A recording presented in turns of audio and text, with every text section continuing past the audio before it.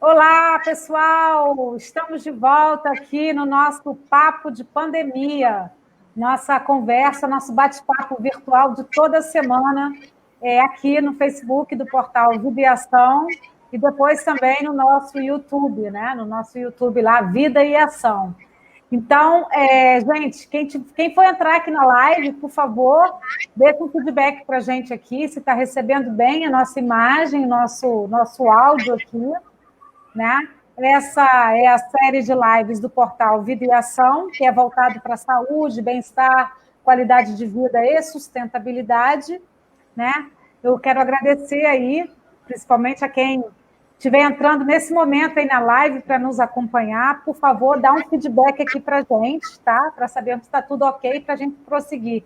Ó, Mônica Ulisses, obrigada de estar aqui. A Mônica Ulisses é do Comida na Mesa, jornalista, nossa amiga. Obrigada de prestigiar a nossa live hoje, Mônica. Obrigada, viu? Olha, gente, por favor, quem for entrando também, deixa aqui no nosso chat suas dúvidas, suas perguntas, que a gente vai começar aqui daqui a pouco, aqui o nosso bate-papo com 3 feríssimas hoje participando aqui da nossa conversa. Né? E deixa aqui, então, suas perguntas aqui, enfim, que as nossas convidadas vão aí respondendo ao longo dessa nossa conversa, desse nosso bate-papo. Bom, gente, meu nome é Rosane Macedo, eu sou jornalista, sou consultora em comunicação, sou editora do portal Vida e Ação. Né? O Papo de Pandemia ele foi criado em 5 de junho desse ano, quando a gente completou 4 anos, né? Quando o Vida e Ação completou 4 anos, a gente iniciou essa série de lives aqui, para a gente se aproximar mais aí do nosso público, conversar de uma maneira mais descontraída, mais leve, enfim, mais simples também com as pessoas, né? Olha, a Mônica está cumprimentando aqui a Adriana Stavro, né? E você participou de uma live com ela recentemente, não foi? Legal, bacana. Legal. Então, gente, e daí esse nosso bate-papo surgiu dessa maneira, né? Para a gente conversar aqui, e a gente, ao longo dessas 23 edições, né? Quer dizer, hoje é a 23ª edição, a gente já conversou com mais de 40 super especialistas aqui, e também a gente trouxe algumas histórias bacanas também de superação, de resiliência, de reinvenção. Então, enfim, agora eu vou apresentar para vocês as nossas convidadas de hoje, que estão aqui na tela com a gente, né? Nós estamos aqui na Semana das Crianças e o projeto Papo de Pandemia não podia deixar de falar desse tema, né? Saúde infantil, saúde na adolescência, né? Saúde na infância e na adolescência. E ao longo, opa, Adriana, estou com algum probleminha aqui com a imagem da Adriana, não sei se está chegando bem para vocês, senão ela já deve estar de volta pois aqui. Pois é. Voltou. Eu estou indo e vindo. Tranquila. Então, gente, isso pode acontecer, infelizmente, né? Às vezes está congestionado também, a gente acaba tendo alguns probleminhas técnicos aqui. Opa! O Cleiber está dizendo aqui, obrigada, Cleiber, jornalista, Cleiber Pinto, dizendo que está florida a tela hoje, isso aí, só mulheres lindas aqui, maravilhosas. Ó, o Celino está dizendo que o som e áudio estão ok, chegando bem para ele. Que bom, gente.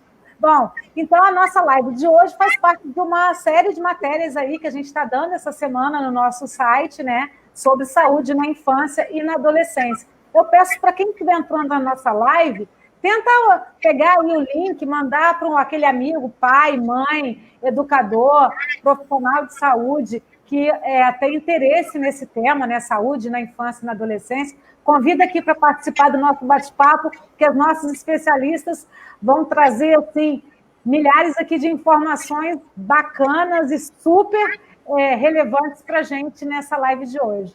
E para essa, então, eu quero apresentar para vocês aqui, né, nessa 23ª edição do Papo de Pandemia, essas convidadas especiais que aceitaram o nosso convite para abrilhantar aqui a nossa edição de hoje. A Adriana Cabana, que é psicóloga, né? Ela é psicóloga do grupo Pronto Baby. Temos aqui a doutora Georgette Beatriz de Paula, que está aqui embaixo, ela é médica endocrinologista pediátrica do grupo SEIB. E temos também a Adriana Stavro, que ela é nutricionista funcional e fitoterapeuta. Muito obrigada a vocês três por terem aceitado o nosso convite, nos honrarem aqui hoje com a participação de vocês. Obrigada pelo convite e super feliz de estar aqui e falar um pouquinho. É sempre bom falar de nutrição, é sempre bom falar de obesidade, sempre bom orientar os pais sobre um assunto que é sempre tão relevante, falar de uma coisa que incomoda tantas crianças e é uma coisa que muitas vezes são coisas tão pequenas e que fazem muita diferença na rotina e que ajudam muito os pais. Às vezes é uma coisa que é tão óbvia que os pais não sabem. Então, quando a gente fala de comida, às vezes a gente, né, são coisas simples e que ajudam, né? E as pessoas falam, nossa, mas eu não sabia. Pois é, mas é muito bom e muito obrigada pelo convite. Eu que agradeço, viu? A honra de contar com você aqui na nossa live de hoje. Doutora Georgette. Também agradeço o convite, Rosane, e quero dizer que é um prazer poder participar com vocês aqui discutindo um tema tão importante e conversando um pouquinho sobre a saúde das crianças e adolescentes. Obrigada, doutora Georgette. Adriana Cabana conseguiu voltar aqui, né? Consegui. Você está tentando colocar aí na melhor posição, né? Você está no celular agora? Tô no celular, que agora ficou melhor para mim. Peço desculpas então aí pela minha entrada e minha saída, mas agora já está tudo bem, já está bem melhor para mim. Então tranquilo. Só que a sua imagem acaba ficando mesmo assim na vertical, né? Mas não tem problema, não tem problema. Então tá ótimo. Se tá bom aí para você, tá melhor, tá tranquilo, vamos seguir então, gente. Apresentadas então nossas convidadas especiais de hoje, eu queria introduzir um pouquinho esse tema com vocês e também vocês vão ver no nosso site uma série de matérias. A gente tem lá a matéria com a doutora Adriana Stavro, com a doutora Adriana Cabana, com a doutora Georgette, falando de saúde, né, na infância e na adolescência. Vocês clicarem lá, entrarem lá no nosso site, botarem lá na pesquisa, vocês vão encontrar, e a gente também pode depois passar os links aqui para vocês no nosso chat de hoje. Quem for entrando, por favor, vão deixando aqui suas mensagens. A Esther está aqui cumprimentando, tema super importante, muito bom. Obrigada, Esther. Maria Horta de Paula está participando aqui com a gente, viu? Olha, eu queria trazer aqui alguns números, então, para a gente introduzir nosso papo, que é o seguinte, dados no Brasil, né, indicam que, dados do Ministério da Saúde, aqui no Brasil, diz que 1 em cada 3 crianças com idade entre 5 e 9 anos que são atendidas no Sistema Único de Saúde, elas estão acima do peso, né? Desculpa, 1 em cada 3 crianças com idade entre 5 e 9 anos que são atendidas pelo SUS está acima do peso considerado saudável para a faixa etária delas. E se nos próximos anos aí essa realidade continuar, a gente vai se tornar o 5º país em número de crianças afetadas pela obesidade, ou seja, uma projeção nada otimista. Hoje o IBGE estima que 1 em cada 3 crianças, né, está acima do peso, enfim, tem vários números aí, vários percentuais que apontam um nível de obesidade, de sobrepeso nas nossas crianças, e nos adolescentes também, aí 18% tem sobrepeso, 9%, quase 10% estão já obesos. Enfim, são números muito alarmantes, né, que chamam a atenção para uma realidade que a gente já vinha observando nos últimos anos, vinha falando sobre isso. Né? Para você ter ideia da gravidade dessa epidemia de obesidade, né? Atualmente essa doença já atinge cerca de 158 milhões de crianças e adolescentes no mundo inteiro. Ainda não há estatísticas oficiais, né? Mas estudos já apontam que a pandemia do novo coronavírus pode ter aumentado ainda mais esse quadro, que já é alarmante para a gente, né? Já que as crianças e adolescentes tiveram aí a rotina totalmente alterada, né? Modificada com esse período de isolamento social, ficaram mais sedentárias. Então, eu queria começar aqui nosso bate-papo, né, falando aqui com a doutora Georgette, doutora Georgette Beatriz de Paula. Ela é graduada em Medicina pela Uniderp, ela fez residência médica em Pediatria pelo Hospital Municipal Dr. Mário Gatti e residência em Endocrinologia Pediátrica na Unicamp. Ela é mestre em Saúde da Criança e do Adolescente pela Unicamp e atualmente atua na maternidade de Campinas, na clínica MedKids, além de ser docente na Faculdade de Medicina São Leopoldo Mandique e atuar ainda como endocrinologista pediátrica no Grupo Seio, em Campinas. Nossa, que currículo! Obrigada novamente, doutora Georgette, que está aqui, é uma especialista, uma super expert nesse assunto e que vai nos esclarecer aqui algumas dúvidas. Bom, como a gente estava falando aqui, né, a obesidade ela é um grave problema de saúde pública nesse século XXI e que vem desafiando médicos, cientistas nesses últimos anos. E agora a gente fala desse agravamento, né, desse quadro. Eu fiquei sabendo, né, pela nossa matéria, inclusive, que a gente publicou aí com entrevista sua, que você fez um levantamento aí no seu consultório que mostrou que 80% dos pacientes atendidos lá no seu consultório, nesse período aí da pandemia, tiveram um ganho de peso muito significativo. Quais são os riscos a longo prazo para a saúde das crianças que estão acima do peso? Quais são os primeiros sinais de que a criança realmente está enfrentando aí problemas com a balança, doutora Georgette? Bom, Rosane, realmente essa é uma realidade agora que agravou-se com a pandemia. Acho que depois a gente vai discutir vários aspectos, né, relacionados a isso, mas realmente, se antes esses índices que você falou, né, esses índices, na verdade, são de antes da pandemia, já eram nesses níveis, agora com certeza piorou. E piorou, infelizmente, pela mudança de hábito, né, pela falta de rotina, pelo sedentarismo e tudo mais. Dependendo da idade da criança, normalmente nas crianças menores, a queixa é muitas vezes levada pelos pais, né, que percebem que a criança perdeu roupa, que não serve mais, ou está mais cansada, enfim, ou realmente percebe um aumento da ingesta alimentar. E nas crianças maiores e nos adolescentes, eles já se sentem incomodados com o excesso de peso, né? Então, assim, é comum, quando vai ao pediatra, enfim, vai a profissional de saúde, normalmente o pediatra, ele examina a criança e coloca, na verdade, o peso, estatura em gráficos. Até eu brinco que em pediatria temos vários gráficos para tudo, praticamente, né?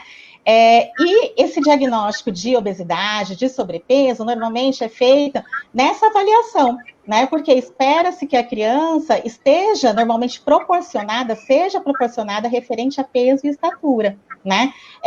Então, um dos critérios que nós utilizamos até para avaliar se tem um excesso de peso ou não é o IMC, que diferente do adulto, que o cálculo do IMC, né, o índice de massa corporal, peso sobre estatura ao quadrado, você tem um número fixo, enfim, que você coloca e fala se a pessoa é obesa, se está dentro do peso ou não. Sim. Na criança, nós temos que calcular esse IMC e justamente colocar em gráficos. A partir daí, a gente consegue fazer, né, um diagnóstico de sobrepeso, de obesidade, enfim, para poder orientar melhor essa família, né? E a partir daí é desencadeada uma série de medidas, tá? Uhum. Entendi. Agora, eu queria, aproveitando esse gancho da obesidade, perguntar aqui para a doutora Adriana Stavro. Gente, a doutora Adriana, ela é nutricionista funcional e fitoterapeuta também. Ela é especialista em doenças crônicas não transmissíveis. Ela é mestre do nascimento à adolescência pelo Centro Universitário São Camilo. É uma das nossas aí, maiores autoridades aí nesse tema, nutrição, né? Principalmente na criança e no adolescente.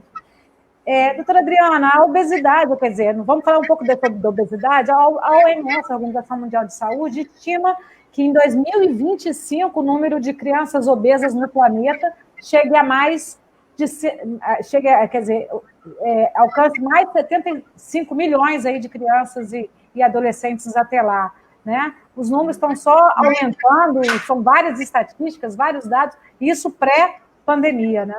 Eu queria que você explicasse para a gente quais são as complicações emocionais e sociais que essas crianças podem sofrer.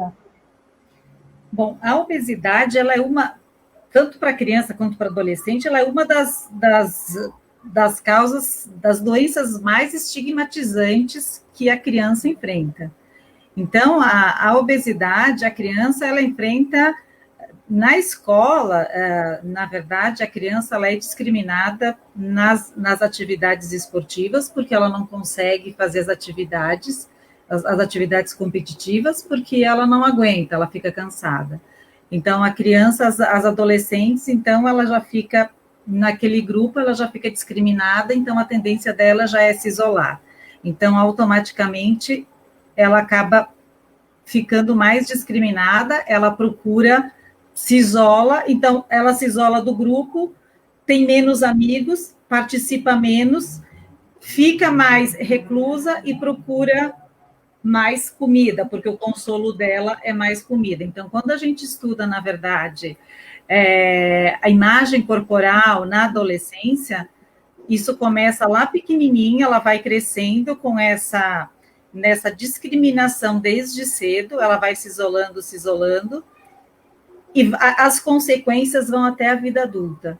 Então, as consequências emocionais nessa criança são muitas, e isso ela acaba até desenvolvendo, na verdade, transtornos alimentares. Então, além de problemas emocionais, de discriminação, ela acaba desenvolvendo transtornos alimentares, que vão desde bulimia, anorexia, transtorno de imagem corporal, enfim. Então, os problemas são muitos. Então, se a gente for pensar, os problemas da obesidade, se os pais pudessem pensar tudo que a obesidade causa, e os pais, eles tentariam, de todas as formas, prevenir, porque desde pequenininho, o tratamento seria a prevenção. Porque, além das doenças associadas que a obesidade causa, além das doenças emocionais, a gente tem as doenças, que são as doenças associadas, que seriam diabetes, hipertensão, doenças cardíacas. A gente tem as doenças emocionais, que são também as doenças, né, que são as mais graves. Então, a prevenção seria o melhor remédio. Certo. Aqui tem, inclusive, uma mãe aqui falando: oi, Kelly, tudo bem? A Kelly Delgado Marinho é mãe, né, de uma menininha de 5 anos. Ela está dizendo aqui: crianças mais ansiosas nessa pandemia tendem a querer comer toda hora. E aí eu queria chamar para esse papo, né, a doutora Adriana Cabana, que é psicóloga, né? Quero falar um pouquinho aqui da doutora Adriana Cabana. Ela é graduada em psicologia pela Universidade de Santa Úrsula, ela fez residência em saúde mental pela Fundação Municipal de Saúde de Niterói, ela é pós-graduada em psicanálise e laço social pela Universidade Federal Fluminense e gestão da qualidade em saúde pelo Hospital Albert Einstein. Atualmente, ela atua como psicóloga no Centro de Apoio Familiar e ela é gerente de atendimento do Centro Pediátrico da Lagoa, que é a unidade do grupo Pronto Baby. Mais uma vez, obrigada, doutora Adriana, estar aqui com a gente. Doutora Adriana Cabana, por favor, eu queria trazer para essa conversa, já que até a Kelly já introduziu aqui para a gente esse assunto, né, falando da ansiedade nas crianças. Eu queria lembrar aqui um estudo recente, né, da Universidade do Estado do Rio de Janeiro, a UERJ, que apontou que casos de depressão aumentaram 50% durante a quarentena e quadros de ansiedade e estresse em 80%. Isso no público em geral. E pesquisadores da Universidade de Bath, no Reino Unido, dizem que há uma tendência de alta nas taxas de depressão e ansiedade em jovens, que nos próximos anos, em decorrência aí do isolamento social, né? A análise feita por esses pesquisadores mostrou que esses crianças e adolescentes que estão experimentando a solidão durante o isolamento podem ter até 3 vezes mais chances de desenvolver depressão no futuro. Doutora Adriana, eu queria que você falasse sobre isso. Como é que a gente pode, como é que os pais podem lidar com tudo isso, né? Já que a doutora Adriana falou da importância dos pais participarem, né, junto à questão da alimentação dos filhos, para ficarem atentos. Como é que os pais podem lidar com tudo isso? Quer dizer, às vezes a criança está se sentindo um pouco mais triste, compensa com a comida. Quando identificar uma tristeza, ela é um sinal de depressão na infância e na adolescência, quando é hora de buscar ajuda, enfim. Queria que você falasse um pouquinho para a gente. Claro, primeiro queria agradecer estar aqui, né, junto com essas colegas tão importantes também para trazer essa contribuição, né, em relação a essa pequena e grande parcela da população que são as crianças e os adolescentes, né? Verdade. A gente não consegue falar desse tema de depressão na infância, na adolescência, sem falar que a pandemia trouxe um modo de viver totalmente diferente que a gente não sabia anteriormente, né? Então, houve um marco pré e pós-pandemia, né? Pré, durante e pós-pandemia. Assim, o que a gente, no início, eu lembro que a gente achou que as crianças fossem ficar muito bem dentro de casa, né? Porque tem a internet, tem o advento da internet, tem a rede social. Só que o que a gente percebeu é que isso trouxe um malefício muito grande, porque as crianças e os adolescentes ficaram muito mais solitários dentro de casa. Então, aquele adolescente, como as colegas já falaram, que é um pouco mais introspectivo, que já tem uma problemática como a obesidade, como já tem algo dentro de si que leva para um quadro depressivo, quando a gente fica em isolamento, isso piora, né? Isso fica muito pior. Então, pais muito atentos a filhos, né, ao modo como o comportamento do filho muda ou não, conseguem identificar se o que está em curso é uma depressão, se esse excesso de comida, né, se isso de que eu tenho que comer toda hora porque eu não tenho nada para fazer, se isso é só de um tédio ou se isso é apontando para uma depressão, porque assim, as pessoas às vezes acham que o sujeito deprimido, ele é só aquele que está triste, sozinho, chorando. Não, a depressão, ela tem vários sintomas, né? E um dos sintomas da depressão, eu acho que a doutora Adriana pode dizer isso para mim e a doutora Georgette também concordar comigo, um dos sintomas da depressão é o excesso ou a falta de apetite, né? Que chama atenção para algum dos dois polos. Então, se você tem algum filho que, de repente, muda o seu comportamento e está comendo demais ou está comendo de menos, ele pode, sim, desenvolver associadamente esse quadro de depressão, os transtornos alimentares que a doutora Adriana falou, bulimia, anorexia, né? O transtorno do comer compulsivo, né? Então, nós temos vários sintomas e vários aspectos que os pais precisam estar atentos, sim. O excesso de ofertar a comida, né? Isso é muito grave, como a doutora Adriana falou, né? Isso é um problema de saúde pública, né? A gente precisa estar atento a isso, porque nós vivemos num mundo muito acelerado, né? E que às vezes o fast food ele está aí para promover uma facilidade, mas ele promove também algum malefício para aquela criança, para aquele adolescente. Certo. Eu queria introduzir agora, então, uma pergunta, né? Introduzir esse tema, né? Relação da família e obesidade para as três. Aí eu queria que a doutora Adriana Stavro, né? A doutora Georgette e a Adriana falasse um pouquinho mais sobre isso, né? De que forma os pais são responsáveis aí pelo aumento do índice de casos de obesidade, né?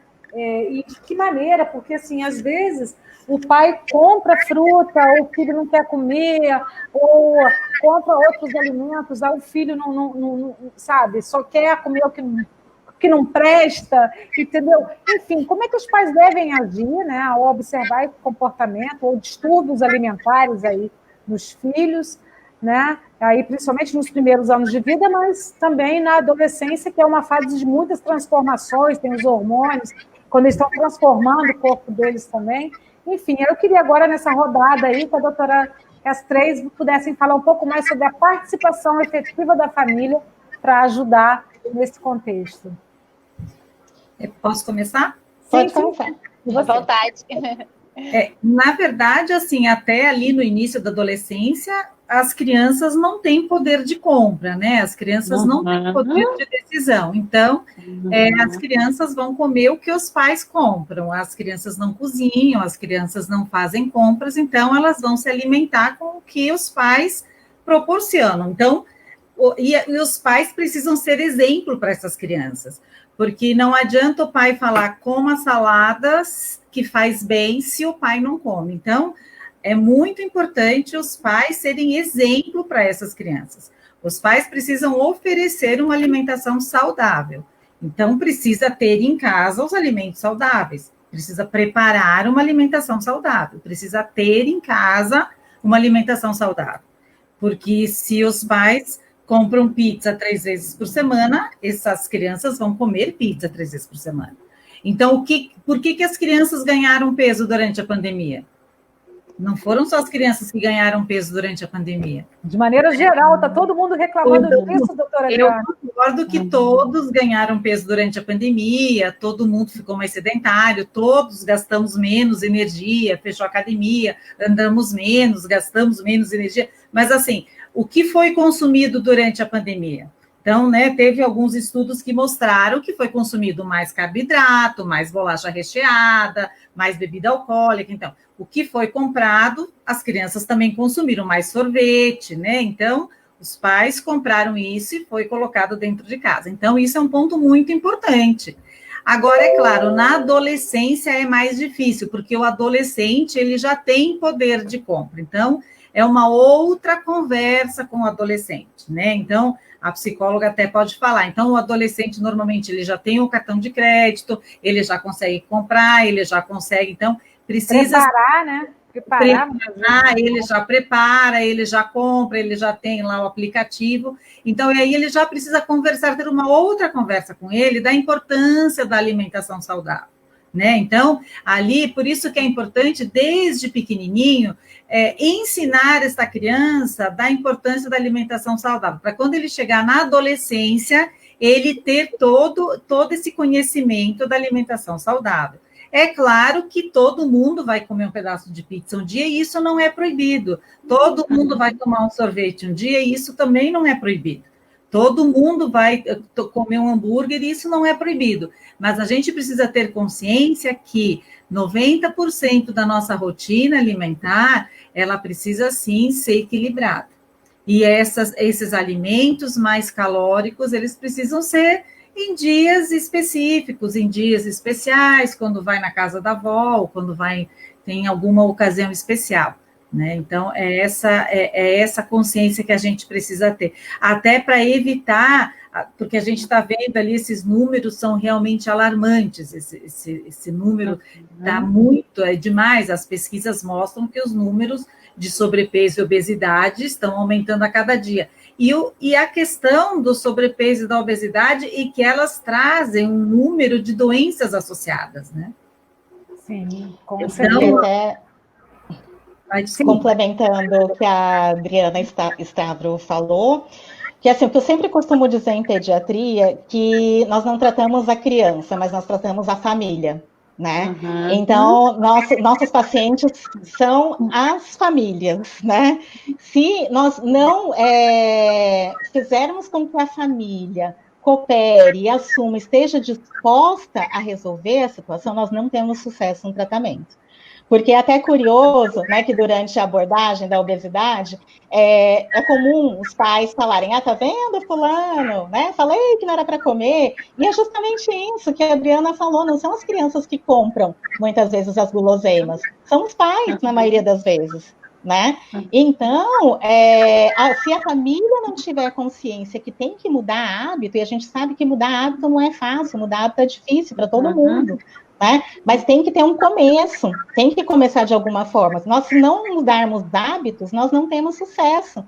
E assim, voltando a falar que na pandemia mudaram as rotinas, tivemos isolamento social, ninguém sai de casa e tem mais tempo ocioso, e com tempo ocioso acaba sempre beliscando uma coisa ali, outra coisa, né? Apolar, e muitas vezes são coisas calóricas, porque eu sempre brinco também, ninguém belisca alface, ninguém belisca cenoura, é sempre um salgadinho, alimentos ultraprocessados, né, que normalmente são mais que contribuem para esse ganho de peso. E durante a... Mas eu posso falar, você sabe que uma coisa muito curiosa que aconteceu durante a pandemia, que eu observei dos meus pacientes, aqueles pacientes que têm hábitos alimentares saudáveis, que já têm uma rotina muito bem organizada, quando começou a pandemia, que foi uma coisa muito rápida, né? Então, assim, foi, pegou todo mundo de surpresa, né? Isso. Então, eu comecei a atender online, no começo precisei me organizar muito rapidamente, enfim, mas eles me ligavam, não, como que eu congelo, como que eu faço para congelar, eu congelo fruta, porque eles tentaram e conseguiram, de uma forma, manter a rotina alimentar de uma forma ou de outra. Então, quem assim, tem essa consciência tem, né? E assim, aquele que tem o hábito de fazer atividade física, a sala virou academia, o terraço virou academia, o litro de leite virou peso, sabe? Assim, eles deram um jeito de se movimentar e se movimentaram. É claro que não foi a mesma coisa. Eu sei que nem todo mundo tem um espaço, eu sei que às vezes o ambiente não é tão grande, mas as pessoas tentaram de uma forma ou de outra se movimentar. Aquele que vai para a academia forçado, aquele que tem aquele hábito que você, nossa, assim, que pega uma folha de alface e abre no prato para falar que 50% do prato é legume, sabe assim, que abre a folha e fala assim, olha, manda a foto, olha, 50% do meu prato tá verde, ele abriu o leque da folha para falar, e que vai para a academia forçado, e sabe, assim, ele sentou no sofá e falou, academia fechou. Nossa, tá difícil para ir para o hortifruti, eu não tenho como forçar, estraga. Então, assim, ele se acomodou naquilo. Então, as pessoas também se acomodaram dentro de uma situação. Então, e as pessoas seguiram aquela rotina. Então, aquele que quis fazer, ele deu um jeito. Aquele é possível, né? É possível. É possível. Aquele que não quis... Nossa, as frutas e as verduras estragam, então eu vou comer macarrão, que é aquilo que ele gosta. A academia fechou, eu não vou fazer nada, eu estou aqui no sofá, eu e meu amigo aqui, está tudo bem. E então, muita coisa industrializada, né, doutora? Nossa, comprei macarrão não estraga, molho de tomate não estraga. E assim, então eu percebi que teve isso durante a pandemia, sabe? Porque, por exemplo, a minha sala virou academia, era garrafa de água lá no meio da sala, o litro de leite, sabe? E assim foi. E eu percebi que nem todo mundo fez isso. Né? Porque, na verdade, o que eu percebi com essa questão da pandemia aí, o que eu percebi dos quadros psicológicos, né, de como que as pessoas eram antes e como que as pessoas estão se comportando na pandemia, e eu acho que vai ter um marco aí de pós-pandemia. Eu acho que aquelas pessoas que já tinham uma problemática, o isolamento social corroborou com essa problemática, piorou isso, porque, como você falou muito bem, aquele que tinha o hábito de alimentação saudável, ele continuou, a pandemia não foi uma desculpa, né? Mas aquele sujeito, aquele adolescente que já tem uma dificuldade com o seu corpo, porque a adolescência é difícil pra caramba, mexe com a sua imagem corporal, né? Então, assim, para uma adolescente ser obesa, é muito difícil para ela sair de casa, para ela ir para o colégio. Então, assim, chegou a pandemia, eu não vou precisar mais ir para o colégio, vou assistir aula online. Aí eu posso tomar o meu refrigerante, eu posso comer a minha bolacha, eu posso comer o meu biscoito de chocolate, que ninguém vai falar comigo. Então, assim, os pais que corroboraram com a manutenção desses hábitos não tão saudáveis na pandemia, precisam mudar os seus hábitos, como vocês falaram. Não adianta, no meio de uma pandemia, agora dizer para o seu filho que ele precisa mudar o seu hábito alimentar. Né? Se tudo que foi ofertado para ele antes, ele não pôde ofertar para esse filho para mudar o seu hábito. Então, assim, como vocês falaram, o papel da família é extremamente importante. Concordo com a doutora Georgette que quando a gente está na pediatria, o nosso pacotinho não vem sozinho, ele é um pacote, ele é um grande pacote que vem o nosso pequeno com a sua família toda, né? Então, não tem como a gente olhar para aquele paciente que está ali e não pensar naquela família como uma estrutura única, como um todo, né? E é muitas vezes ali que a gente percebe que a gente chama um pai para conversar, chama uma mãe, e aí percebe também, o que eu percebo também na clínica, um sentimento de culpa muito grande dos pais, né? Por não poderem dizer o não para os seus filhos, né? Porque a gente vive num mundo em que parece que tudo tem que dizer sim.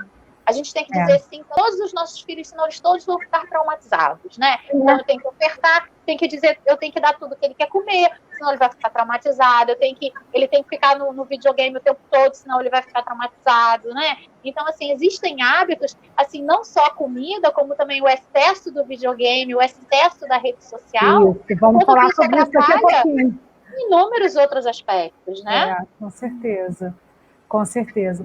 Então, e aí eu queria agora perguntar aqui para a doutora Adriana Stavro, perguntar para ela o seguinte, né?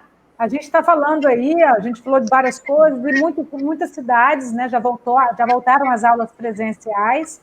Né? Aqui no Rio, a gente está aí vivendo, enfim, alguns colégios abriram, outros não abriram, enfim, ainda tem uma indefinição ainda grande, mas muitas cidades já estão voltando às atividades presenciais, enfim. E, pelo menos aqui na escola da minha filha, a cantina está fechada. Então, a obrigação é levar o lanche de casa, né? Sem compartilhar com os amigos, evidentemente, né? Que é uma das medidas aí, uma das regras de ouro é você não compartilhar objetos, alimentos e tal. E isso representaria aí uma oportunidade de introduzir uma alimentação mais saudável também, ou de reforçar essa alimentação mais saudável na rotina deles. Mas agora, como fazer uma criança e uma adolescente adotar esse hábito, principalmente o adolescente? Que dicas aí você daria, doutora Adriana? Então, é importante os pais entenderem também que cada criança, né, e o adolescente, como eu falei, ele já se autoavalia, mas para os pais que vão preparar o lanche para o filho, cada criança tem a sua fome. Tá? Então, é bom respeitar. Então, se às vezes a criança não comeu tudo, tem que respeitar, porque cada criança é uma criança. Isso é bem importante os pais entenderem. Não precisa se desesperar se o lanchinho voltou. Tá? Às vezes a criança não comeu tudo. Nossa, meu filho não comeu. Não, é normal. Às vezes a criança não estava com fome, está tudo bem, o lanche voltou, a criança não está doente, muitas vezes ela não quis comer tudo. Então, cada criança é uma criança.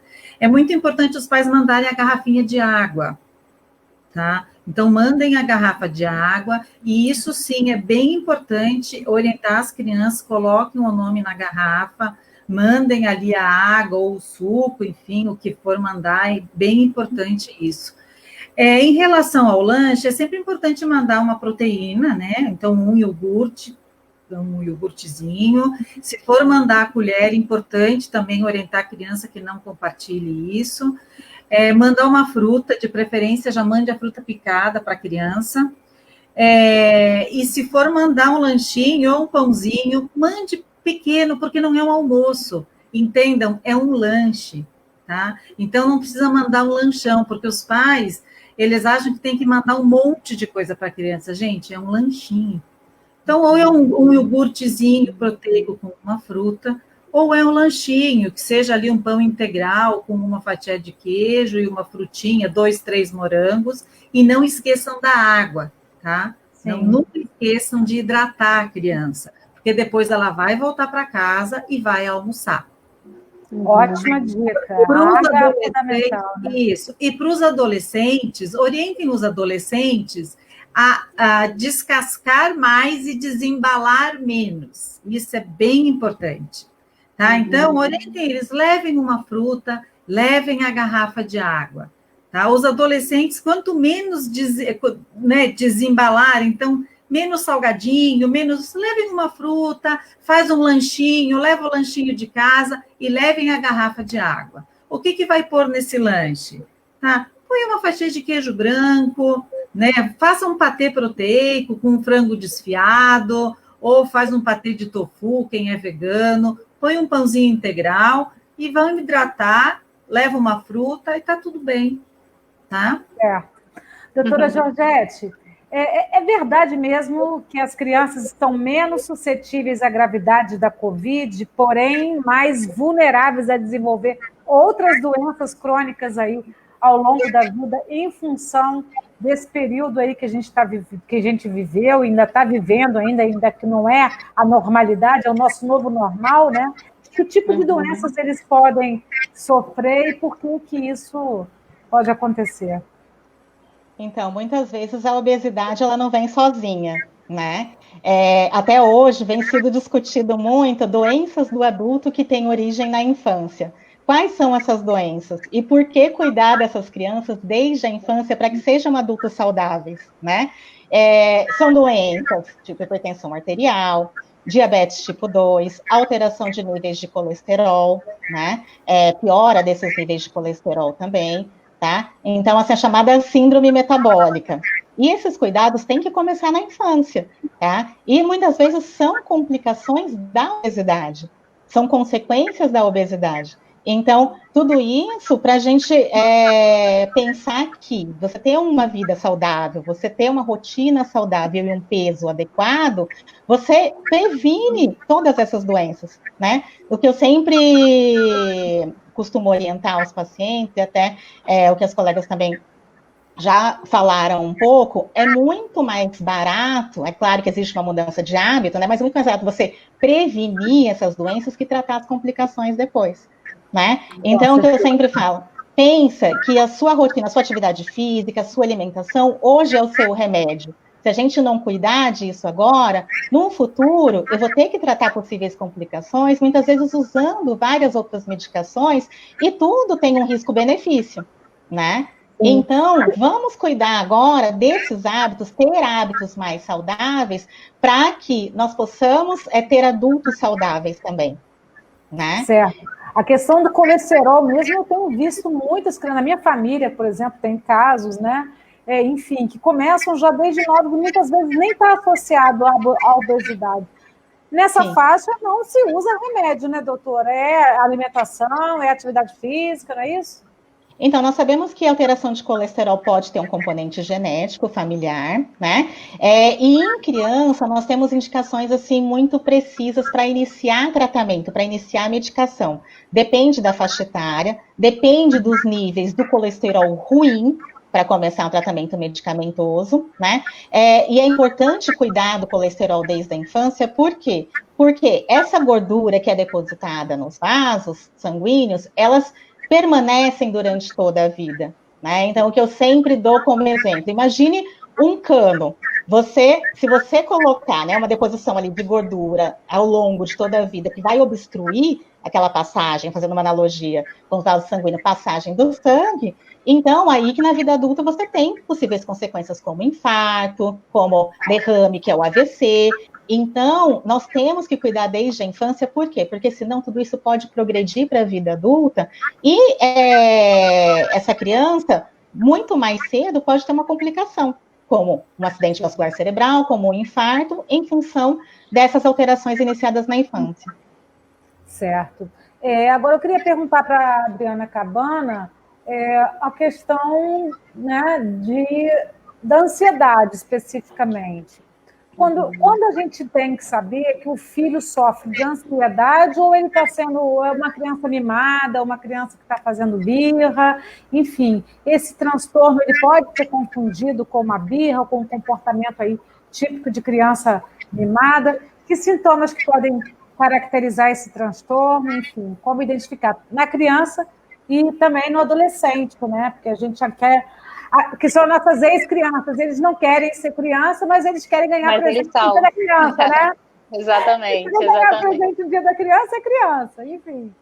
Exatamente. Assim como eu falei antes, pais atentos, os pais que conhecem os seus filhos, eles conseguem perceber o que é birra e o que e quando você mima o seu filho. Os pais conseguem perceber isso. Assim, a ansiedade, ela se caracteriza por sintomas diferentes de um paciente, de uma criança que está fazendo uma birra, por exemplo. Eu quero comer um biscoito e minha mãe não me dá o biscoito, e aí eu faço aquela cena e me jogo no chão e eu quero biscoito. Não, isso ele está querendo biscoito, isso não é ansiedade. A ansiedade é aquela criança que vai ter para a gente poder trazer para o nosso papo de agora, que é a questão da alimentação, né? Uma criança ansiosa é uma criança que vai comer demais. Ela vai comer mais, ela vai comer um prato de comida e ela depois vai pedir outro, e depois ela vai pedir o biscoito, depois ela vai querer sobremesa, e isso pode estar mascarando, sim, uma ansiedade, né? É uma criança que as crianças dizem o que elas pensam pra gente, tá? Isso é muito bacana trabalhar com a pediatria, né, Georgette? Porque as crianças falam, assim, eles são sinceros, são sinceros, assim, eu não consigo tirar nota boa no colégio, mas qual é a sua nota boa? Eu tirei um 8. Gente, um 8 é uma nota boa, né? Um 8 é uma nota boa. Então, assim, crianças ansiosas... Às vezes se cobram também, né? Crianças ansiosas se cobram desde a infância. E é aquilo que a doutora Adriana falou antes, serão patologias que lá na frente a gente vai ver. Aquele adulto que hoje, lá na frente, é muito ansioso, será que aquele adulto não foi uma criança que se cobrava muito na infância? Né? Uma criança que tinha que ser sempre o melhor aluno, aquela menina, aquela adolescente que preza muito pelo seu corpo, não que nós não tenhamos que prezar, nós tenhamos, A gente tem que cuidar do corpo, a gente tem que ir para academia, como a gente está falando esse tempo todo. Mas aquela adolescente que preza o seu corpo demais, que valoriza muito a sua forma física, será que ela não está desenvolvendo uma anorexia por conta de um quadro de ansiedade que está ali em volta, que está lá atrás? Então, assim, os transtornos alimentares, como a gente falou antes, como a bulimia e a anorexia, elas se apresentam mais na adolescência. E são boas patologias que a gente diz que são sintomas de outras doenças, né? Então, uma criança que chega no nosso consultório com anorexia, ela pode estar mascarando uma ansiedade generalizada ou um quadro depressivo, ou até um quadro psicótico, né? Então, assim, a gente precisa entender que grau de aquela ansiedade se manifesta em que momento que aquela criança está vivendo. Aquela criança tem uma ansiedade em torno da comida, a refeição para ela é difícil. Aquela criança, não quero comer, não é aquele pai que fala, ele não come nada, ele não gosta de nada, eu já tentei de tudo, já ofereci tudo, ele só gosta de comer macarrão. E aí, será que tem alguma coisa em volta do comer, do ato de se alimentar? Será que tem aquela criança sofre de alguma ansiedade em relação à alimentação? Então, os pais sempre precisam se perguntar e avaliar sempre o contexto que está inserido, esses pequenos sintomas de ansiedade, né? Então, assim, foi como a doutora Adriana falou, quando eles são pequenos, não tem muita negociação, entendeu? O não é nosso, né? Quer dizer, até quando eles são adultos, a gente acha que o não é nosso, porque a gente continua tendo que dizer não a eles, né? Assim, eu tenho um filho de 21 e eu continuo dizendo não a ele, e às vezes ele acaba, às vezes não, mas enfim, é minha obrigação continuar dizendo não. Então, assim, é importante os pais se conscientizarem de que eles são responsáveis, sim, pelo que acontece com seus filhos. As crianças não têm escolha, os adolescentes, por vezes, também não têm escolha, não tem negociação. Então, se você é aquela mãe que você está vendo que a sua filha está num emagrecimento extremo, que ela ainda está achando que ela ainda está gorda, mesmo ela sendo magra, ela pode estar com transtorno de imagem corporal, ela pode estar fazendo uma anorexia. Aquela criança, aquela menina que come, vai para o banheiro e vomita, ela pode estar fazendo uma bulimia, né? Então, assim, os pais precisam observar os seus filhos. E isso a gente vê pouco hoje em dia. Os pais não conseguem olhar para os seus filhos e olhar para ele, olha, meu filho não é assim, está acontecendo alguma coisa de errado com ele e eu preciso fazer alguma coisa. O diálogo é o melhor remédio. É o melhor remédio. Certo. Olha, estão perguntando aqui, a Kelly, que é mãe de uma menininha, ela está perguntando aqui, olha, qual o nível de colesterol ideal para a criança? Ela até comentou também que a filha dela está assim, come uma fruta, daqui a pouco pede outra, pede a gelatina, e ela pergunta o que fazer para tentar diminuir essa ansiedade. Enfim, vocês podem responder aqui, a Kelly? Sim, enfim, pode falar, Georgette, em relação ao colesterol. Só vou comentar um pouquinho sobre o colesterol. Então, assim, na infância... Essa também é uma dúvida minha, tá? Essa também é uma dúvida minha do colesterol. Então, na infância, na verdade, nós temos, de acordo com a Academia Americana de Cardiologia e também, né, através da Sociedade Brasileira de Pediatria, alguns níveis são mais aconselhados para a faixa etária pediátrica, tá? No colesterol total, seria até 170 de colesterol total. Só que, o que a gente observa muito? As frações, né? O HDL, que é o colesterol bom, nós esperamos que normalmente seja acima de 40, e o LDL, que é o colesterol ruim, que a gente fala, que seja menor que 100, tá? Então, normalmente são essas as faixas ideais, na verdade, na faixa etária pediátrica, tá? E só complementando essa pergunta, uma criança pode fazer exame de sangue todo ano? Como é que é isso? Porque, assim, só vai saber se fizer o exame, né, doutora? Tem critérios, né? Então, assim, tudo depende do histórico familiar. Normalmente, se é uma criança obesa, a gente pede um perfil metabólico que envolve o perfil lipídico, ou seja, a dosagem de colesterol, tá? Então, não são todas as crianças que têm que fazer exames todos os anos para dosar colesterol. Tem que ver se tem indicação ou não, tá? Para a realização dessa dosagem. Certo. Doutora, as duas Adrianas aqui, por favor. Em relação à essa questão da ansiedade, né? A criança pede uma fruta e depois quer comer outra coisa, quer comer o chocolate, quer comer o sorvete. Vamos ver se ela não está entediada dentro de casa, né? Vamos ver se de repente oferecer uma outra atividade, uma atividade diferente. A gente sabe que a gente ainda não pode sair de casa como nós gostaríamos, né? Sim. Mas assim, será que dá para a gente usar a rede social para outra coisa? Ao invés de ficar no joguinho, ficar no vídeo do YouTube, será que não dá para chamar o vovô e a vovó numa videochamada? Será que não dá para fazer uma coisa diferente? Será que não dá? Aí eu acho que a doutora Adriana, a outra doutora Adriana vai poder me ajudar. Será que não dá, junto com essa mãe, para fazer uma receitinha diferente, algo mais saudável? Vamos lá comer alguma coisinha diferente? Vamos fazer junto? Vamos fazer junto um bolinho diferente? Vamos fazer junto um biscoitinho diferente? Eu acho que isso incentiva também o hábito, né, doutora? Quando a gente chama a criança para produzir junto com a gente, eu acho que isso cria o hábito de você querer comer coisas saudáveis, né? Eu já percebi isso também aqui em casa, com a minha adolescente. Que bom. Mas isso eu achei legal, que ele pediu uma fruta, né? Ele não pediu, ele pediu uma biscoito de chocolate, Ele não pediu Bom começo. Mas isso é bem interessante, envolver a criança nas preparações. Você sabe que, às vezes a criança fala, eu não gosto de comer uma determinada comida, por exemplo, eu sempre dou exemplo do brócolis. Mas quando a criança fala, eu não gosto de brócolis, a gente pode oferecer até 20 vezes esse alimento preparado de formas diferentes. Agora, em relação a ele de ficar pedindo toda hora alimento, é claro que as crianças estão dentro de casa, não estão saindo, e é muito provável que ele está pedindo comida porque ele não tem o que fazer. Agora, tem que colocar, assim, ele para fazer algumas coisas. Uma coisa que eu tenho falado para as mães, assim, quando a criança pede muita comida, ou se ela está, dar palitos de vegetais para as crianças comerem. Porque palitos de vegetais, eles mastigam bastante, né? Então, quando as crianças mastigam, elas liberam os hormônios da saciedade. E é uma coisa que são saudáveis. Palitos de vegetais crus, né? Sem cozinhar, sem nada, é uma coisa boa para eles. E também envolver as crianças nas preparações. É claro que não vai dar uma faca afiada para a criança cortar, uma faca que não tem a ponta, mas ajudar a colocar as crianças na cozinha é uma coisa bem interessante.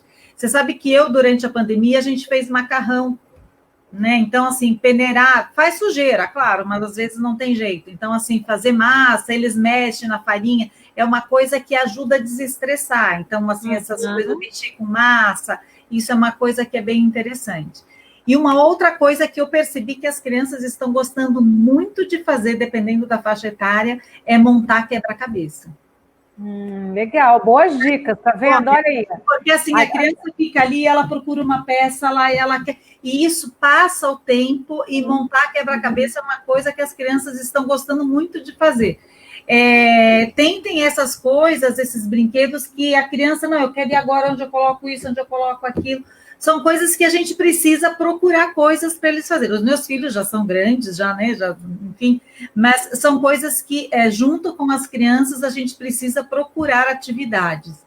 Porque realmente o dia tem 24 horas e eles são cheios de energia e precisa procurar atividades. Mas a cozinha realmente tem sido um espaço que as pessoas têm passado bastante tempo e procurem receitas, fazem pães com as crianças. E na Itália, foi impressionante o quanto as pessoas assaram, né? Então, eles falaram muito assar. Por quê? Mas, doutora, o pão também não engorda muito, doutora? Até engorda, mas olha como foi a coisa, porque o pão, assim, eles fazem o fermento, então o fermento tem que crescer. Então, eles esperam, né?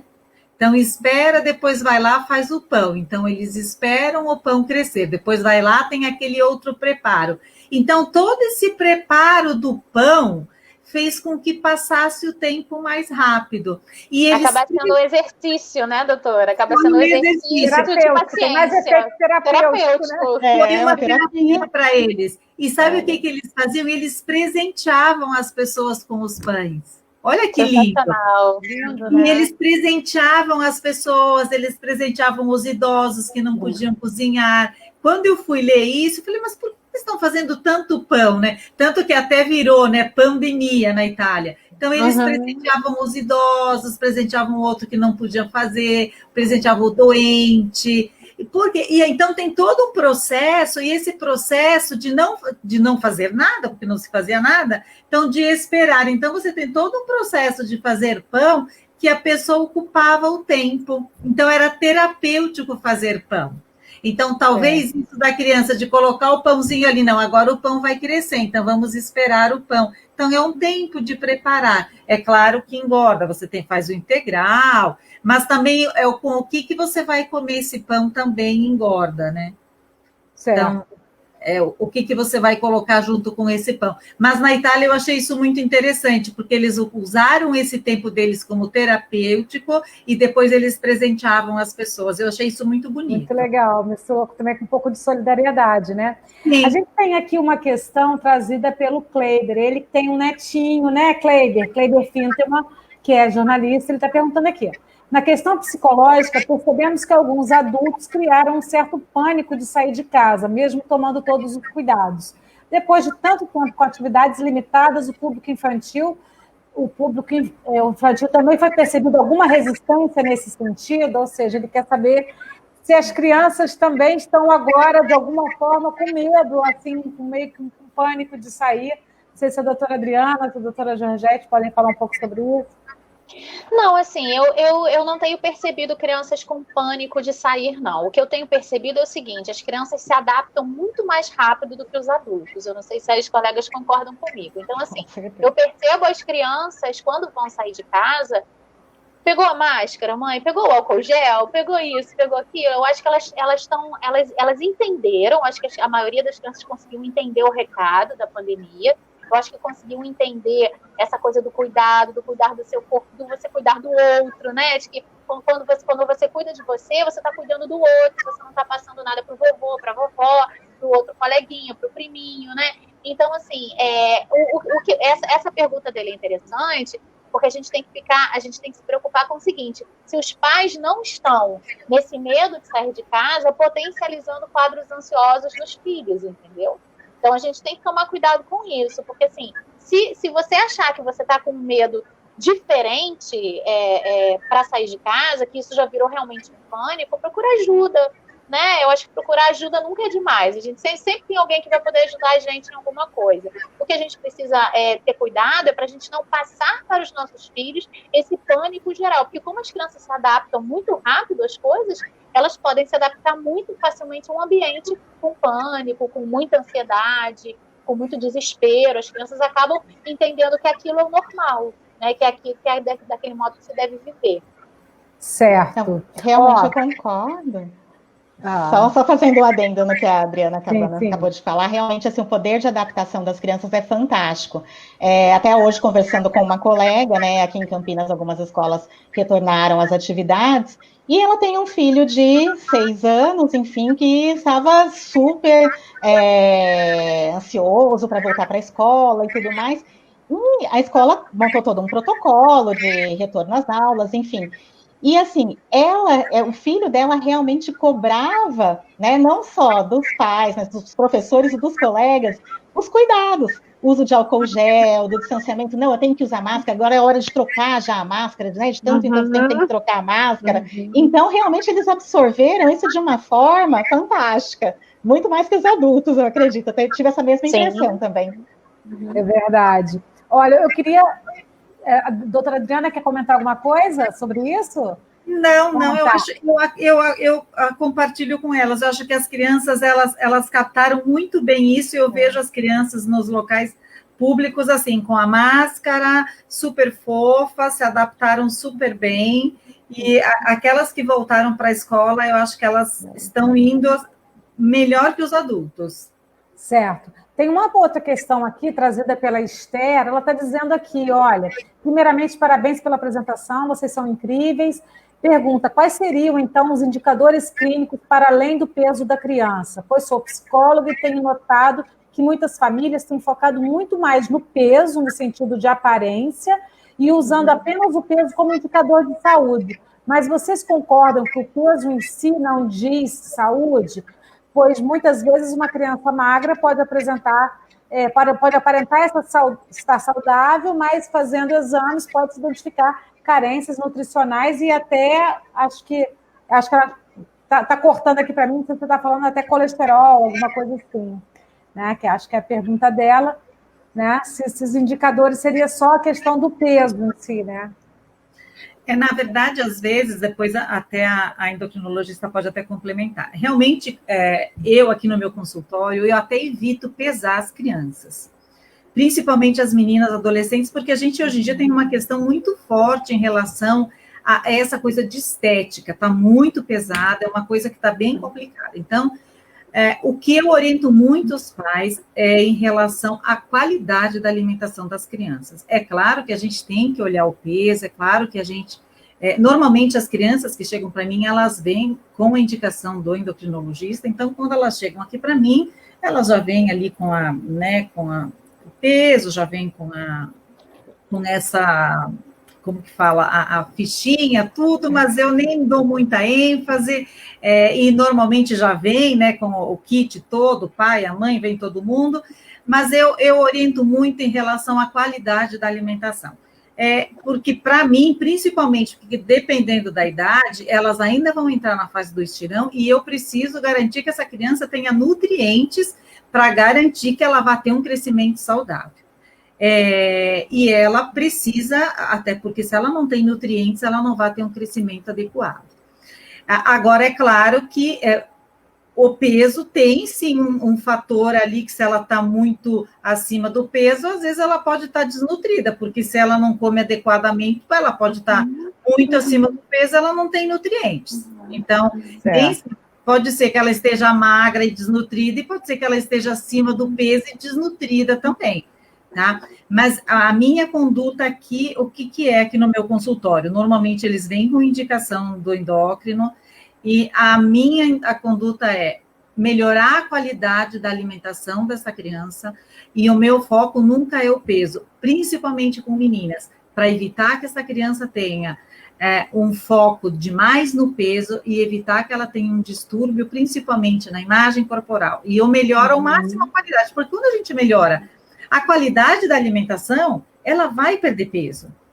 Automaticamente ela vai perder peso. Agora, é claro que nós tivemos um ano atípico, então a gente não conseguiu colocar atividade física, a gente espera que agora até o ano que vem tudo se normalize, mas quando a gente melhora a qualidade da alimentação da criança, e essa criança começa uma atividade, se movimentar mais, diminui o tempo de tela, automaticamente ela vai perder peso. Né? Agora, pensando em termos de nutrientes, aí a gente pede os exames bioquímicos, que normalmente quando ela vem, se essa criança está muito acima do peso, normalmente ela tem deficiência de nutrientes, sim. Sim. O que eu vejo aqui, na minha prática clínica, quando ela está muito acima do peso, ela tem deficiência de nutrientes. Doutora Georgette, quais então seriam os indicadores clínicos para além do peso da criança? Eu acho que assim, essa abordagem multiprofissional é fantástica, né? Porque é claro que numa consulta médica eu tenho que avaliar aquilo que eu falei, né? Peso, crescimento, desenvolvimento, uma série de questões. Mas realmente eu concordo com a Adriana Stavro que realmente a tendência agora é focar menos no peso, porque você tem que perder peso, você tem que ficar falando peso. Por quê? Pesa na cabeça deles também, né? Exatamente. E até porque o que eu sempre falo para a família é que criança, diferente de adulto, criança cresce, né? Então, suponhamos, no momento que ela chega na consulta, o mais importante não é a perda de peso, mas, como a Adriana falou, é a mudança de hábito e o resto é uma consequência. Né? Porque se ela mantiver pelo menos esse peso através da mudança de hábito, ela vai crescer, ela vai se desenvolver e automaticamente, aos poucos, ela vai entrando dentro do que a gente quer, né? Então, é um conjunto de situações que nós temos que avaliar. Tá? É claro, alimentação, mudança de rotina de atividade física, alterações dos exames laboratoriais, como a própria Esther comentou na pergunta, podem ocorrer mesmo em pacientes magros. Então, a obesidade, não é só a obesidade que pode causar alterações de exames, entendeu? Então, tem uma série de outras questões que podem também estar presentes no paciente que não tem alteração de peso, entendeu? Então, o foco não é exatamente a perda, mas a mudança de hábito e o que eu sempre falo inicialmente, até a manutenção mesmo do peso, né? Certo. E o restante é consequência. Certo. Eu queria agora tocar no assunto do sedentarismo, né, da atividade física que a gente falou aqui agora, perguntando aqui para a doutora Adriana Cabana o seguinte, né? Todos nós sabemos aí que é preciso incentivar a atividade física para evitar a obesidade e também as doenças crônicas que são decorrentes da elevação do peso, né? Mas a atividade física ela também é boa para a saúde mental e deve ser estimulado, né? Que efeitos aí a atividade física produz no cérebro da criança? Qual a importância da atividade física nessa fase para prevenir e até controlar doenças, não só doenças crônicas, como também transtornos emocionais ou mentais? A atividade física sempre faz bem, seja ela qual for. Se você preferir não pegar o elevador e subir e descer a escada do seu prédio, você já vai estar fazendo uma atividade física, você vai chegar lá embaixo melhor, tenho certeza, né? Então, assim, para as crianças menores, a atividade física é muito boa pelo seguinte: algumas crianças que têm alguns quadros mais ansiosos, e quadros ansiosos que a gente percebe com uma certa agressividade, aquela criança que, quando contrariada, exprime uma agressividade, né? Algumas atividades físicas fazem muito bem, como, por exemplo, a natação, né? Porque você aprende a questão da respiração, então você, além da atividade física, liberar tudo aquilo que libera pra gente, a endorfina, né? Tudo aquilo que faz bem para o nosso cérebro, né? Quimicamente, né? Biologicamente, acho que as médicas a doutora pode dizer melhor que eu, não é muito minha praia, mas eu sei da consequência dessa liberação disso tudo no cérebro e no comportamento da gente, assim. E algumas crianças, as menores, elas respondem muito bem aos esportes de luta, tá? A judô, a karatê, porque você libera aquela energia que está ali reprimida, né? E você aprende a disciplina, né? O judô é um esporte que tem muita disciplina. Você tem que respeitar muito o seu adversário, né? E tem uma disciplina ali envolvida. Então, natação, esportes com luta, as meninas, né? Essa coisa da ginástica olímpica, que você libera muita energia, coisas que você libera muita energia para as crianças, fazem muito bem, né? Os adolescentes, a gente sabe que eles são mais preguiçosos, né? Por si só, a adolescência já dá uma preguiça de ser adolescente, né? A gente já fica meio preguiçoso. É uma fase extremamente difícil, né? O nosso corpo está mudando, muitos hormônios, a gente fica com a perna maior do que a gente se acha com 2 metros de altura, a gente fica com o braço maior que a perna, e é uma coisa esquisita, né? O adolescente se sente esquisito, né? Então, para os adolescentes, esses esportes onde você tem que expor muito o corpo, eles não curtem muito, né? Mas eles curtem ir para academia, né? Muito curioso, né? Eles curtem ir para academia porque tem a coisa do convívio com os outros adolescentes, né? Então, assim, para os adolescentes funciona muito bem esses outros tipos de atividade física e também andar de bicicleta, o ciclismo. O adolescente gosta muito de andar de bicicleta, né?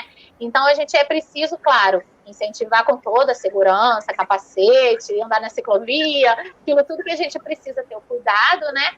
Mas, assim, a atividade física melhora muito a nossa saúde mental, sim. A gente se sente muito bem depois que a gente faz um treino, depois que a gente faz uma atividade física, né? E a gente fala, nossa, eu tô cansado, eu rendi, mas você se sente bem, libera um monte de coisa ali e você se sente bem. Faz muito bem mesmo. Doutora Georgette, Adriana Stavro, querem complementar alguma coisa sobre atividade física, sedentarismo? Não, com certeza. Desculpa, pode falar. Imagina. Então, com certeza, assim, quando me perguntam, né, bem comum a pergunta, qual é a melhor atividade física para a criança? Né? O que eu sempre costumo responder é a atividade que a criança gostar.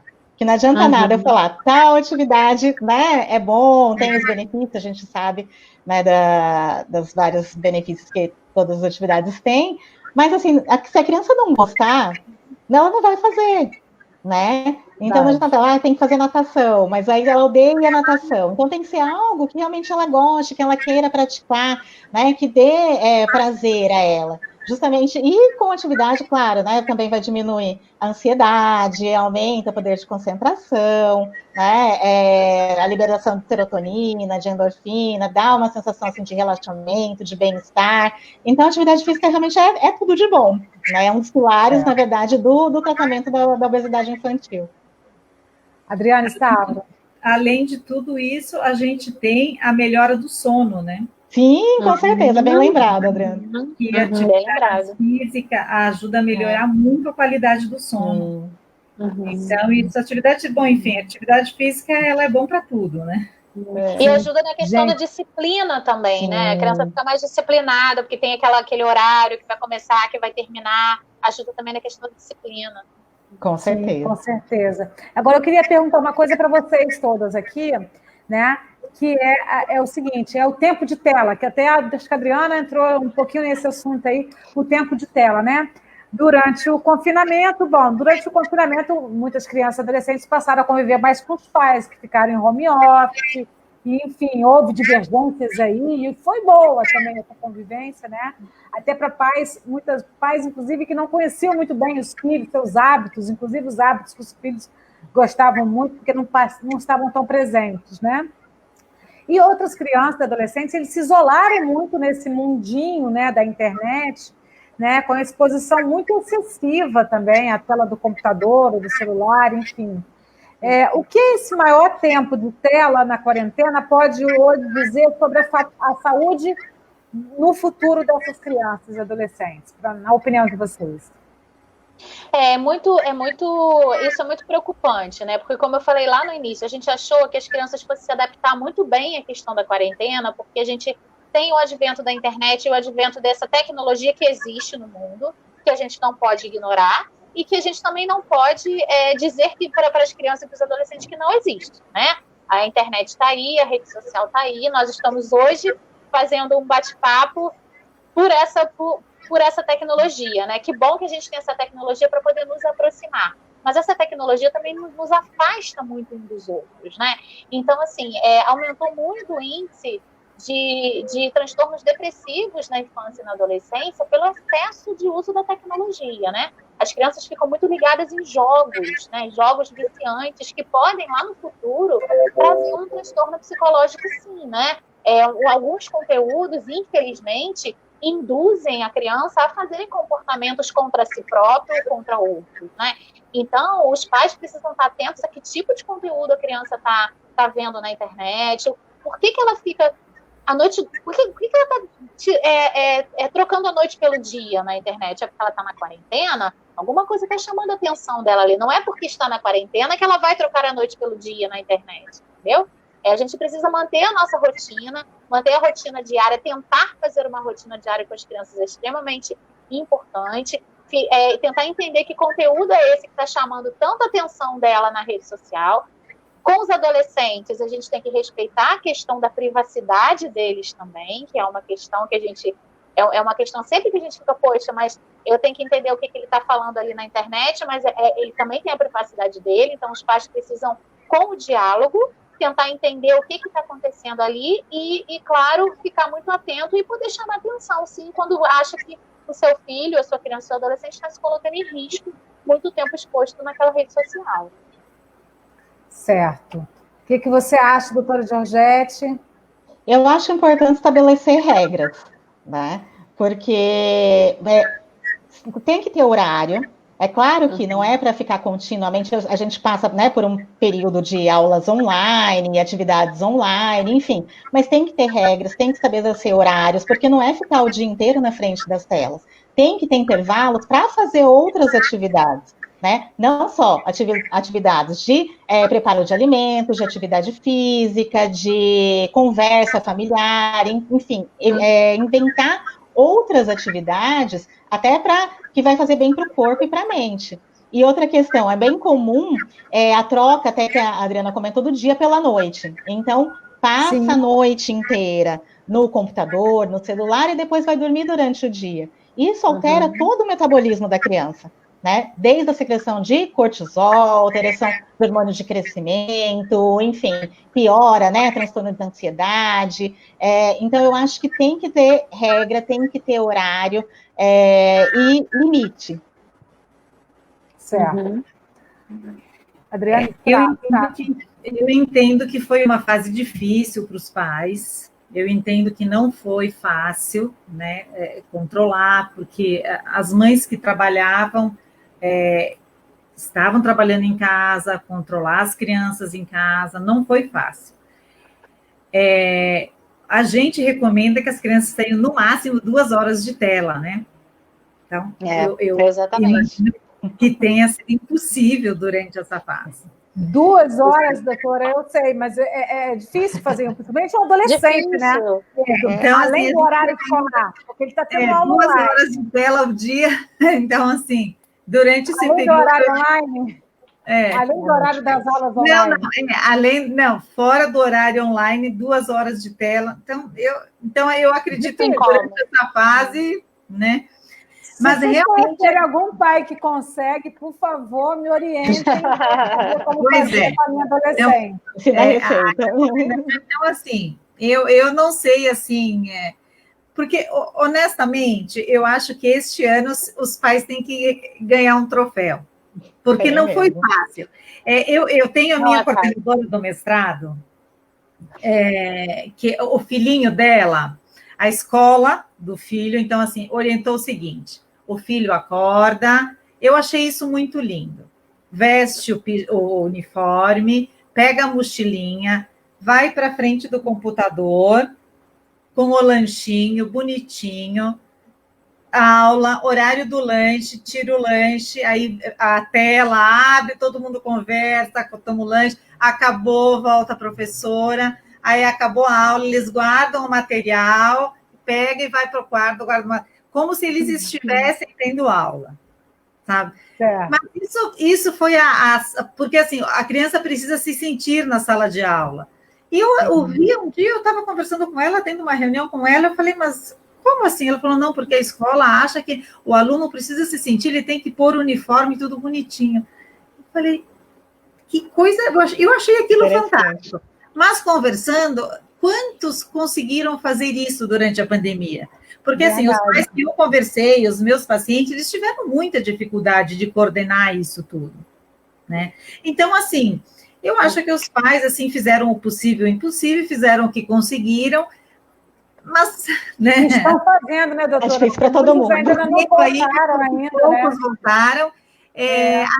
Enfim, eu acho que eles estão de parabéns, mas a recomendação, fora da pandemia, tirando esse período atípico, são 2 horas de tela. A recomendação são 2 horas de tela. O restante a criança tem que brincar, estudar, fazer outras coisas. A recomendação são 2 horas de tela. O problema é que a hora do estudo é na tela. Aí então isso que eu estou falando. Tirando assim a hora que acaba a recomendação assim, fora da pandemia, porque eu acho que 2020 foi muito atípico, né? Foi. É o que eu falei, é o antes e o depois. O antes e depois da pandemia. E é muito curioso, assim, só uma nota, se vocês perguntarem para qualquer criança e adolescente o que eles preferem, se eles preferem assistir aula online ou se eles preferem assistir aula presencial, eles querem ir para a escola. Eles querem ir para a escola. Eles não se adaptaram. A maioria deles não se adaptou à aula online. Não se adaptou. Eu achei incrível quando o colégio da minha filha lotou a aula presencial. Online, e eles não, online. Estão desesperados para voltar. Quero voltar. Os meus filhos estão na faculdade. Eles não querem mais ter aula online. Não é? O meu filho está tendo aula online ainda. Ele teve aula de laboratório presencial. Ele foi feliz da vida para a aula de laboratório presencial. A minha filha já voltou com aula presencial, ela foi feliz da vida, eles não querem ter aula online. Ninguém aguenta não mais, querem mais. Né? Ficaram saturados. Sim. Eles querem, porque o convívio, na verdade, assim, eles têm essa vida, o que eu consegui ver, assim, eles têm essa vida digital, eles gostam dessa vida, né? Como você falou, a internet está aí, ela veio para ficar, mas eles também sentem falta do convívio, assim como todo mundo. Eu mesma, eu estou sentindo falta das reuniões, do convívio social, porque desde que começou a pandemia, a minha vida é assim, casa, consultório, e assim, eu atendo tudo digital. Agora eu atendo alguns pacientes presenciais, não muitos, a minha vida ainda é atendimento online, mas eu ainda tenho, a minha vida está toda digitalizada. O novo normal, né? Estou sentindo muita falta da minha vida, né, de sair, de ver gente. Imagina ele. Né? É verdade. O convívio social também é importante para o bem-estar social, para a saúde mental, enfim.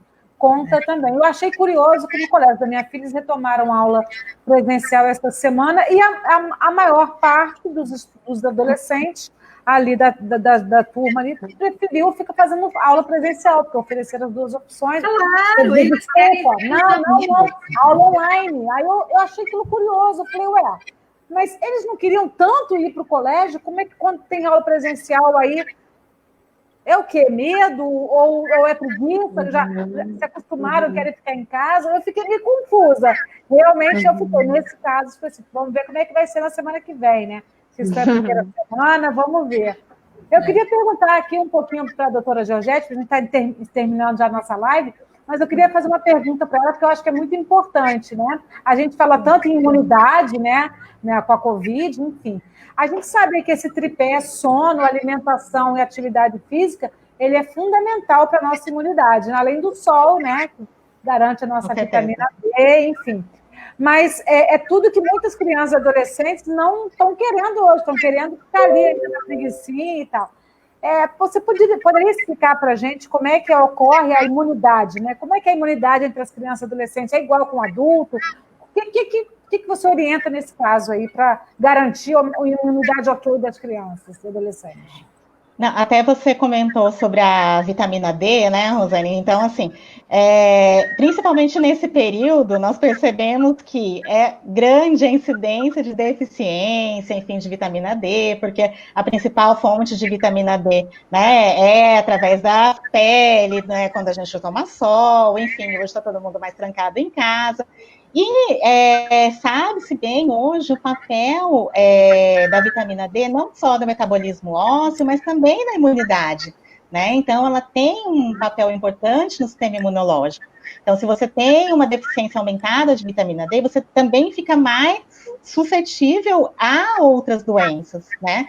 Fora que toda essa alteração de rotina, enfim, esse aumento do estresse, né, que a gente fala muito do estresse. O estresse faz com que aumente o índice de cortisol, enfim. E o estresse também faz com que o sistema imunológico fique mais vulnerável, né? Então, quando nós passamos por uma situação de estresse importante, faz com que nós fiquemos também mais vulneráveis a algumas situações de saúde, tá? Então, com certeza, toda essa alteração de rotina, esse período de isolamento, de estresse, alteração de alimentação, enfim, falta de sol, isso pode influenciar também na imunidade a longo prazo, tá? Então, agora, assim, como a gente vinha conversando, como até as colegas comentaram, muita coisa vai mudar e já mudou daqui para frente. Né? Então, como que nós podemos viver e nos adequar a esse novo normal, sem ter, assim, influenciando minimamente na nossa imunidade, na nossa saúde, né? Então, a gente tem que tentar, de alguma forma, né? É claro que lançando mão desses tripés que você falou, atividade física, uma boa alimentação, uma rotina adequada, para tentar manter a nossa saúde e o nosso sistema imunológico adequadamente, de forma eficaz, né? Certo.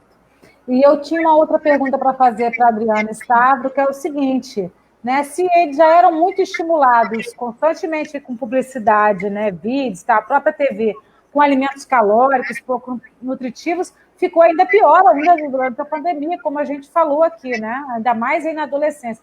Teve um pai que me contou que a filha nunca gostou de miojo, na casa dele não fazia miojo, mas ela passou a querer comer o miojo cru, porque para imitar os outros adolescentes. É aquele efeito que o adolescente faz, o outro também quer fazer. Como é que come miojo? Não sabia nem como é que comia miojo. Enfim, como é que faz para evitar esse consumo excessivo de alimento industrializado, doutora, principalmente para quem é adolescente? Então, eu acho que tendo uma boa conversa, sabe? Explicando, acho que aquilo que eu falei, até né, ali 9, 10 anos, e os pais têm um poder de decisão, né? Não vai comer, explicar, conversar. Olha, lê o rótulo dos alimentos. Eu falo muito para as pessoas, vamos aprender a ler o rótulo. Olha o que tem aqui, você acha que isso é saudável para você?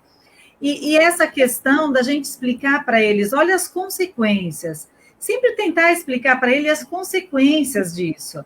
Porque a obesidade, na verdade, a gente precisa ver isso a longo prazo, né? Então, a obesidade, olha quanta coisa ela causa. Então, hipertensão, diabetes, problemas cardíacos, e tudo isso lá na frente. Então, não é questão que é uma coisa pequena, isso vai levar a outras consequências. Então, aprender a ler o rótulo, o que tem de bom? Outro dia eu fiz isso com meu filho, olha, mas tá bom, mas vamos ver, olha o que tem aqui, o que isso tem de saudável? Você acha que vale a pena gastar dinheiro com isso aqui? O que isso vai te trazer de bom? Falta um pouco mais de educação nutricional para o brasileiro, né, doutora? Sabe? Então, vamos aprender a ler o rótulo dos alimentos e mostrar, olha, isso não tem nada de bom. Eu concordo, você quer provar isso? Tudo bem, vamos provar. Mas fazer disso uma rotina, colocar isso diariamente na nossa alimentação, não dá. Então, os pais precisam falar, não. O adolescente tem que ter consciência. Não, isso não dá, isso não é saudável.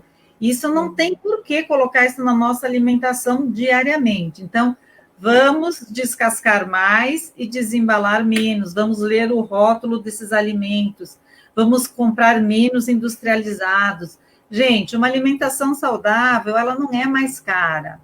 Ela é mais barata. A gente tem alguns... E a farinha branca, excesso de açúcar também é demais, né? Excesso de açúcar, excesso de sódio. Então, assim, as pessoas têm alguns mitos que a alimentação saudável ela é mais cara. Não, ela não é mais cara. Ela é mais trabalhosa. Não, ela não é mais trabalhosa. O mesmo trabalho que dá para cozinhar um macarrão, dá para cozinhar legumes, assar legumes com uma carne. Então, assim... É o mesmo trabalho que dá para lavar uma panela que você fez um macarrão branco, dá para você cozinhar um macarrão integral, sabe? Então, é a mesma coisa, é só questão da pessoa se organizar e aprender a fazer. Então, tem alguns mitos que as pessoas precisam desmistificar algumas coisas. E vamos aprender a ler rótulo e aprender que o maior patrimônio que nós temos é a nossa saúde. E a alimentação, ela tem um poder muito grande. Se a gente não se alimentar bem, a alimentação, ela tem um grande... Se a gente não comer adequadamente, a gente não vai ter uma boa saúde. E hoje em dia nós estamos vivendo mais, né? Então, se a gente não cuidar da alimentação, nós não vamos ter uma velhice saudável. Então, para que viver mais, né? A gente vai viver mais, mas não vai ter qualidade de vida. Certo. Gente, olha, a gente está encerrando aqui nosso papo, porque está muito bom. Eu só queria agora, para encerrar aqui com vocês, que cada uma de vocês desse assim, uma dica final, como ajudar a criança e o adolescente a passar por esse momento aí, que a gente ainda não voltou totalmente à normalidade, não sabemos como vai ser nossa normalidade, provavelmente estaremos cada vez mais dependentes, né, desse ambiente digital, enfim. Que dica cada uma de vocês daria aqui? Não tem fórmula, não existe fórmula pronta, né? Como é que a gente pode virar esse jogo e fazer nossas crianças aí mais saudáveis, mais resilientes, enfim. O que vocês sugerem aqui? Quem começa? Posso começar? Pode. Bom, eu sou sempre a favor do diálogo. Eu acho que se a criança, mais o adolescente, né, se estiver precisando de ajuda, se estiver com dificuldade de entender o seu corpo, de entender o que pode ou não comer, uma dificuldade de largar o refrigerante, eu acho que o diálogo com a família é melhor, né? É sempre a melhor opção. E também convidar os pais a que, se eles querem, acho que as colegas vão falar isso também, mas eu vou ter que reforçar. Se eles querem que os filhos tenham uma alimentação saudável, como a doutora Adriana falou, o exemplo é o melhor caminho, né? Começar dentro de casa. Quem sabe essa criança que não está precisando mudar, não é aquela que vai desencadear a mudança toda na família, né? Então, a gente pode pensar nesse sentido também, né? Com certeza. Uma dica para a gente aí, final, doutora Georgette. Eu acho que a dica nessa quarentena é o resgate da família, né? Das atividades em conjunto, o resgate da união familiar. Então, assim, aproveitem esse período, né, de isolamento, de convívio familiar mais intenso, até para perceber o outro, perceber coisas que você não percebia, seja nos filhos, seja no companheiro ou companheira, né? É interagir mais, fazer atividades em família, né? Diminuir o tempo de telas, seja essas atividades, atividade física, brincadeiras, jogos, elaboração de cardápios, de alimentos, enfim. Acho que o resgate familiar é fundamental e através dessa união, desse resgate, a gente consegue melhorar muita coisa. Adriana Stavro. Eu convido vocês para aproveitarem bastante tempo na cozinha, preparem receitas novas, fazem bastante comidinhas juntos, vão lá, preparem saladas, bastante vegetais, reúnam a família, e se tiverem dúvidas, mandem uma mensagem ali para o grupo de vocês, não tenham medo. E, assim, pais, ajudem seus filhos. Eu acho que esse é um momento importante de vocês olhem para os seus filhos, ajudem seus filhos, e não tenham medo de pedir ajuda, né? É verdade. Todo mundo pede ajuda, né? Verdade. Olha, gente, a conversa tá boa, mas a gente vai encerrar nosso bate-papo de hoje, né? Olha, a gente ficaria aqui porque um assunto vai puxando o outro. Enfim, agradeço aqui o pessoal que participou aqui do nosso bate-papo, né? Que deixou perguntas, que acompanhou, que assistiu, que depois ainda vai assistir essa live ainda. Tem muita gente que ainda vai assistir, porque fica disponível no nosso Facebook, fica disponível no nosso YouTube também. Então, quero agradecer principalmente a vocês três, que foram incríveis, brilhantes aqui nas explanações, nos esclarecimentos. Obrigada. Que ajudaram muitas pessoas e vão ajudar outras pessoas que vão assistir essa live, com certeza. Né? E convidar todo mundo aí que puder participar do nosso próximo encontro. Excepcionalmente, na semana que vem, nosso encontro vai ser na quinta-feira, não vai ser na quarta, que é toda semana a gente faz na quarta, semana que vem vai ser na quinta. A gente vai divulgar nas nossas redes, né, nosso próximo assunto, e convidar também todo mundo para quiser saber mais sobre saúde, bem-estar, qualidade de vida, acessar nosso site, videação.com.br, e deixar sugestões para a gente nas nossas redes sociais e no nosso e-mail, papodepandemia@videação.com.br, sem o tio, sem a cedilha, né? E lembre-se também que a pandemia não acabou, né, gente? Não acabou. A gente está na fase de flexibilização, alguns locais mais ou menos, né? Ainda temos que seguir aí as regras de ouro, né? Usar máscara, lavar as mãos, usar álcool gel, enfim, manter o distanciamento social e evitar aglomerações, né? E se cuidem dos seus queridos e fiquem em casa sempre que puderem. Vocês querem complementar alguma coisa? Deixar uma mensagem final? Não, tá tudo ótimo. Excelente. E se cuidem. Isso, excelente noite para todos. É um momento de reclusão ainda, mas também de reflexão, né? A gente tem que pensar muito para que essa pandemia veio, né? A gente precisa realmente pensar e refletir nas nossas mudanças de hábitos, mesmo sejam alimentares, sejam de vida, sejam espirituais, qualquer uma. Mas a gente precisa passar por essa pandemia com algum resultado, né? Um momento de reflexão. Quero agradecer o convite também. Foi um prazer conversar com vocês, discutir, né, o assunto com vocês, e força para todo mundo. Vamos lá, né? E tem consegue. Boa noite. Vamos em frente. Boa dia de cada vez. Tchau, gente. Tchau.